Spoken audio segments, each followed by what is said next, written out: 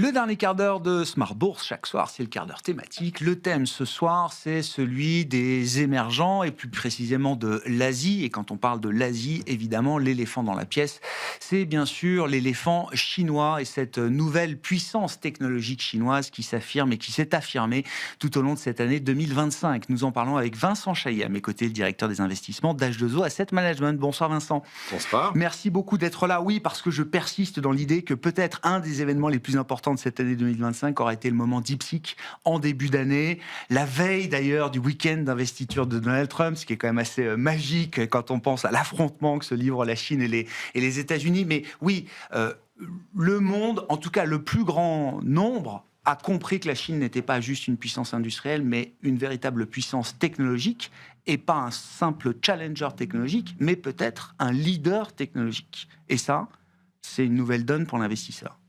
Oui. C'est vrai que DeepSeek, c'est un peu un révélateur sur le fond. Ouais. Ça faisait un moment que la Chine travaille sur le sujet technologique. Ça fait 5-10 ans qu'ils sont déjà ils publient le plus grand nombre de brevets, par exemple, dans tout un tas de secteurs technologiques. Donc c'est plus l'aboutissement d'un travail qui est fait là-bas. Et c'est vrai que la Chine arrive à un moment de son histoire économique où ça a vraiment du sens de prendre le tournant, de participer à cette course. Ils ont passé 15 années à purger des excès après 10 années de grande accélération économique dans les années 2000.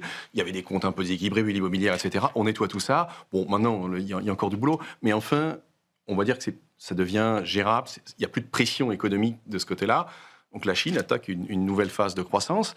Et de manière choisie, délibérée, le gouvernement dit, voilà, mon plan maintenant, c'est d'aller cibler des secteurs technologiques et je vais mettre les moyens derrière. Et de cette façon, l'État, c'est quelque chose qu'on ne voit pas trop dans nos pays, ni même aux États-Unis. L'État, vraiment, participe à la course, oriente, aide, incite.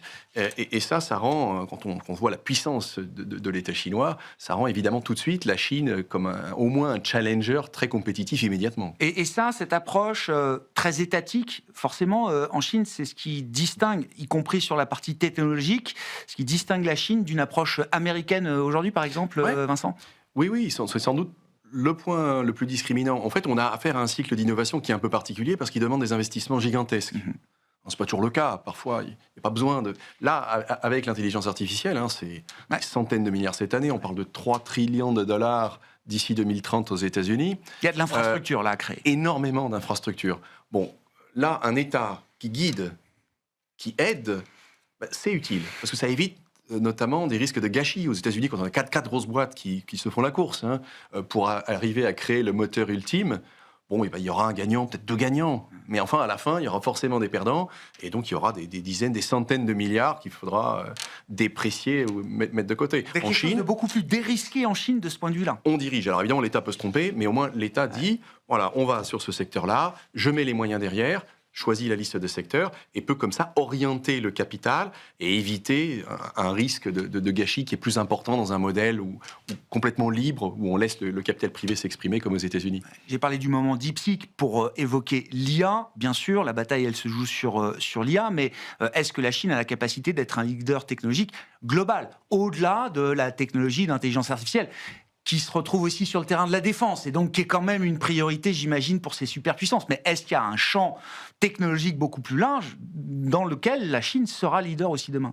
Leader, on verra. En tout cas, ils ont fermement l'intention de participer. Et pas seulement en IA, en effet. Ils ont une liste très précise de secteurs. La Chine est en train de publier son prochain plan quinquennal, dans lequel ils ont fait une liste tout à fait précise des secteurs technologiques dans lesquels ils veulent absolument être compétitifs, se poser même pas seulement en challenger des États-Unis, vraiment en vrai rival. Dans cette liste, évidemment, ça va bien au-delà de l'IA. Il y a la défense et d'autres secteurs technologiques. Ils ont d'ailleurs aussi d'autres avantages. Ils ont des ressources naturelles que les États-Unis n'ont pas. Finalement, quand on a, comme en Chine, des minéraux des terres rares, c'est un peu plus facile de faire la course à l'innovation que de trouver des minéraux qu'on n'a pas. Donc finalement, là aussi, la Chine a eu un point de départ, une situation de départ qui lui procure quand même certains avantages dans cette course. Là où votre thèse devient intéressante chez H2O, Vincent, c'est que au-delà de l'aspect technologique et de la capacité de la Chine à être un rival, voire peut-être demain un leader, c'est l'idée que l'ensemble du modèle économique chinois va réussir son pivot. Ce dont beaucoup doutent encore aujourd'hui, j'ai l'impression, Vincent, on avait d'ailleurs encore cette discussion dans la première partie d'émission, et c'est vrai qu'il y a eu beaucoup de tentatives, beaucoup de faux départs, et que pour l'instant, on a l'impression que ça reste un modèle toujours très mercantile ou mercantiliste d'une certaine manière. Vous êtes convaincu que la Chine va réussir son pivot et que l'économie chinoise va converger vers nos modèles d'économie développée? Oui, j'ai envie de dire, sans mauvaise paraphrase, le changement, c'est maintenant pour la Chine. C'est pas quelque chose qu'on imaginait avant. C'est vrai, ça fait 15 ans que la Chine avait besoin de corriger des déséquilibres. Donc on ne pouvait pas espérer de nouvelles phases de croissance. Vous êtes le fournisseur de main-d'œuvre pas chère pour le monde, énorme croissance pendant 10 ans, toute la décennie 2000. Derrière, ça crée des équilibres immobiliers, surcapacité. Il faut les absorber. Ça prend du temps. Ça a pris une quinzaine d'années pour la Chine de faire le travail. Et d'ailleurs, il y a encore du boulot. C'est quand même très, très long. Mais aujourd'hui, la Chine arrive à un moment où on peut dire que ces déséquilibres sont gérables, ils ne sont plus un poids. Même l'immobilier, là, effectivement. L'immobilier, finalement, bien sûr, ce ne sera plus un moteur de croissance, c'est terminé ce modèle-là. Mais enfin, il va avoir beaucoup moins de pression sur l'économie chinoise. La bulle est dégonflée, on peut le dire comme ça. Aujourd'hui, on a plus ou moins en train de retrouver un équilibre entre l'offre et la demande. Sans parler de retour du boom immobilier, il n'y aura plus de pression. Donc la Chine peut se permettre maintenant d'attaquer cette nouvelle phase de croissance.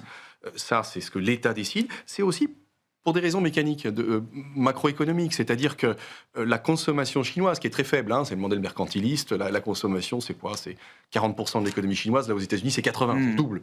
Bon, aux États-Unis, tout est fait par la consommation. En Chine, ce sont les échanges.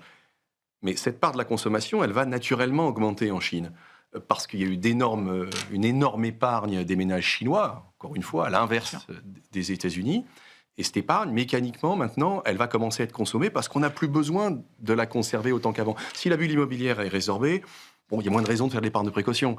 Les systèmes de santé, d'éducation ont été bien développés. Moins besoin d'épargne de précaution.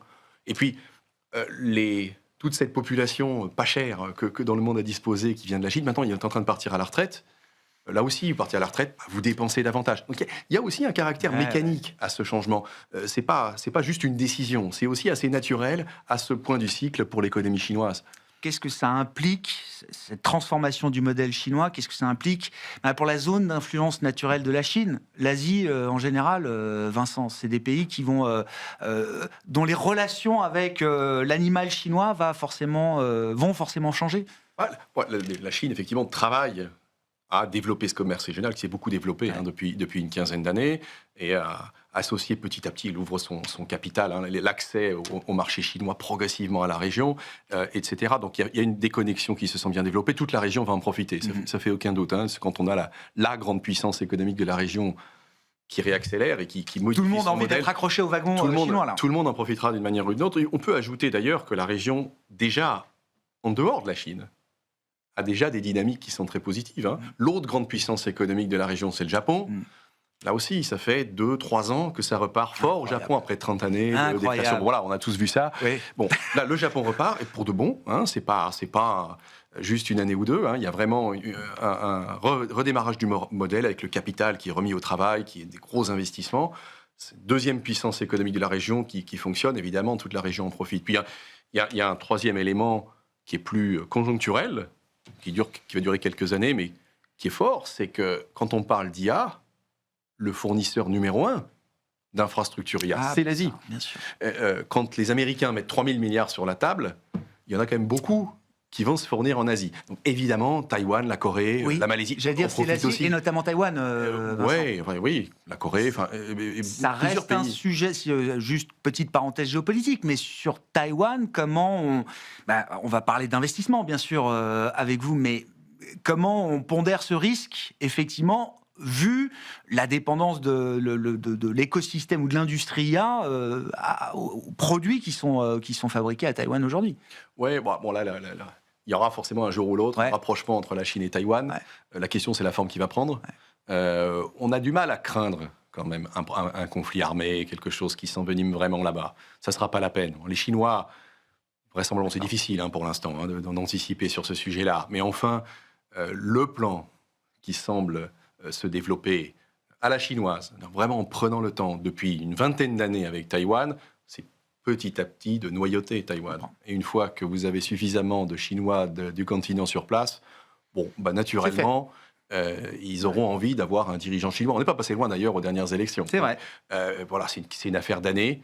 Le plus vraisemblable, c'est que petit à petit, le pays lui-même dise maintenant, on se rattache parce que ça nous va, quoi. Ouais. Bon, donc pas forcément de rupture vis-à-vis de ce sujet taïwanais qui est toujours évoqué. Non, c'est pas le scénario central. Sur la Chine. Comment on s'expose à la Chine et à l'Asie en général, sachant que les marchés chinois, notamment les marchés boursiers, par exemple, sont des marchés qui sont toujours difficilement accessible. Il n'y a pas quand même encore une libéralisation totale du système financier chinois et une ouverture, un degré d'ouverture qui reste quand même assez faible.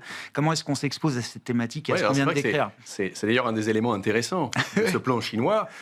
Ils vont tout faire pour que ce ne soit pas si simple pour nous, investisseurs, on va dire pour eux, non asiatiques, d'en profiter. Évidemment, tout le plan dans ce schéma, c'est de faire travailler le capital chinois, qui aujourd'hui est investi de manière très très défensive, l'inciter à aller prendre davantage de risques, d'aller vers les actions. Comme ça, ils financent les entreprises d'innovation qui, elles, en retour, sont incitées à bien rémunérer le capital. Et là, on crée une espèce de boucle où l'épargnant, il trouve son compte parce qu'il est bien payé, et l'entreprise, il trouve son compte parce qu'elle a accès à du capital pas cher. Mais évidemment, vous ne voulez pas que le fonds spéculatif américain vienne profiter de ça avant le ménage chinois. Donc, il y a un contrôle qui est clair, qui est logique. Ils vont continuer à procéder de la sorte. Mais enfin, comme toute la région va en profiter, en profite déjà. Bon, il y a des opportunités tout autour, sans aller directement dans le marché chinois quand on n'y a pas accès, via Hong Kong, via des marchés périphériques. On a accès à quand même de très beaux secteurs, de très belles entreprises qui de toute façon sont branchées à cette croissance-là. Et même, on l'a dit à l'instant, peut-être même de manière encore plus globale, avec ce qui se passe au Japon et ce qui se passe sur l'IA au sens mondial. Donc il y a des tas de moyens de profiter de ça. Moi, j'ajouterais un dernier élément qui, là, pour le coup, change aussi. C'est que jusqu'à présent, c'est un peu notre créneau, notre métier principal. Le change. Vous êtes spécialiste du relatif. Et quoi de plus relatif que le change, voilà. Effectivement. Et c'est vrai que jusqu'à présent, le change de ces pays-là, malgré le boom économique, malgré les très belles performances, il avait tendance plutôt à se déprécier. On avait ce régime dans lequel la Corée, Taïwan, chaque fois qu'ils recevaient $1, le recyclaient de paiement. On le recyclait aussitôt dans des actifs américains $1. Donc évidemment, le change ne bouge pas, voire même a tendance à se déprécier parce qu'ils investissaient beaucoup là-bas. Bon, maintenant qu'aux États-Unis, il y a quand même un certain nombre de risques qui commencent à apparaître. On a vu l'instabilité cette année. Il y a d'autres fragilités qui apparaissent dans l'économie américaine. Maintenant que les taux baissent aux États-Unis, ce qui veut dire que couvrir son risque de change maintenant, c'est beaucoup moins cher pour un Coréen, pour un Taïwanais qu'avant, même pour un Japonais, pour lequel c'est souvent très cher. Bon, évidemment, aujourd'hui, l'incitation de couvrir son risque de change devient plus forte et on arrive à un point de modification, de changement qui devrait nous dire que le change locaux, maintenant, plutôt que de tirer les rendements vers le bas pour un investisseur étranger, devrait au contraire les bonifier par l'appréciation du won coréen, du Taïwan dollar, etc. Mais ça veut dire que dans ce jeu relatif des devises, la perte de statut du dollar, la baisse du dollar qu'on a vue là en première partie d'année, alors qu'il s'est matérialisé face à quasiment toutes les devises, je crois, y compris les devises émergentes, demain, elle va se matérialiser encore plus vis-à-vis des devises asiatiques. Autrement dit, sur l'euro-dollar, est-ce que le chemin est fait ? Et est-ce que maintenant, c'est du côté de l'Asie, peut-être qu'il y a des choses plus intéressantes ? Il y a eu de manière, honnêtement, c'est vrai, un peu surprenante pour nous, une forme de décalage. C'est-à-dire que l'Europe, l'euro en particulier, a monté plus vite, plus fort contre le dollar que les autres devises. Et l'Asie, qui pourtant a des performances économiques très bonnes, meilleures, et même accélérantes dans toute la région, n'a pas vu son change vraiment s'apprécier. Le yen est toujours faible, le won est toujours relativement stable, on va dire. Bon, mais il leur manquait ça. Il leur manquait le coût de la couverture. Ce sont des pays qui ont toujours beaucoup d'actifs américains. Couvrir son risque de change quand ça coûte cher, on hésite, surtout quand le dollar a tendance à être plutôt fort. Maintenant qu'il est fragilisé et que ça coûte pas cher, évidemment, le flux de capital a tendance à se retourner et on devrait voir l'an prochain ce qu'on a un peu vu sur l'euro et les devises du coin cette année. Merci beaucoup Vincent, merci d'être venu évoquer ce sujet chinois, cette thématique asiatique et ces questions de change. C'est la spécialité historique évidemment d'H2O Asset Management. Vous en êtes le directeur des investissements. Vincent Chaillet a été l'invité de ce dernier quart d'heure de Smart Bourse ce soir.